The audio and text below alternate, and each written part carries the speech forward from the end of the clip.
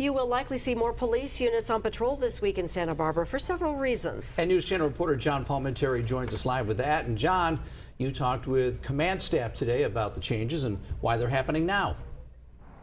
The city of Santa Barbara's police department is increasing the size of its motorcycle unit to address traffic safety issues, including up here on Cliff Drive in the Santa Barbara Mesa. And all this comes at a time when the city's about to take on what is normally its biggest event of the year. Affirmative. 11X with 14 to cover. Respond code 3. Santa Barbara has increased motorcycle units on traffic patrol to respond to more cars on the road and more violations. It was much quieter on the streets last year during the COVID crisis slowdown. We are doubling the size of the motor enforcement unit.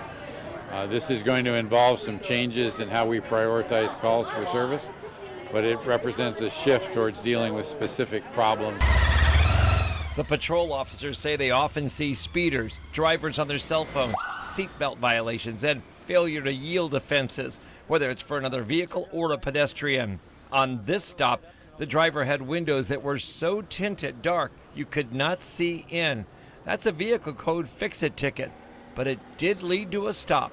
The department is also beefing up patrols and recently relaunched the volunteers and policing teams on foot, along with patrol officers in the promenade and other areas where there's a focused need. And all of this comes as the limited, smaller, and scaled-down Fiesta takes place. Because of that, outside law enforcement help will not be needed. Our staffing will be reduced compared to years past. We will not be bringing in additional sheriff's deputies. They're available if needed.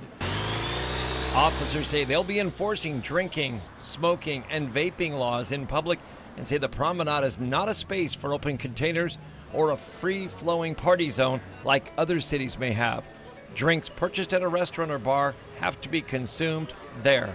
Police say 4th of July went largely problem-free, and they hope Fiesta will be the same way. The people are out here for a fun, family-oriented event, that they have a great several evenings enjoying Fiesta, and that law enforcement activity is at a minimum. Chief Malekian is in an interim role while City Hall goes through changes in a top position. The new city administrator should choose the next police chief. We're waiting on that. The mayor says the two key positions are priorities, but they are not going to rush it.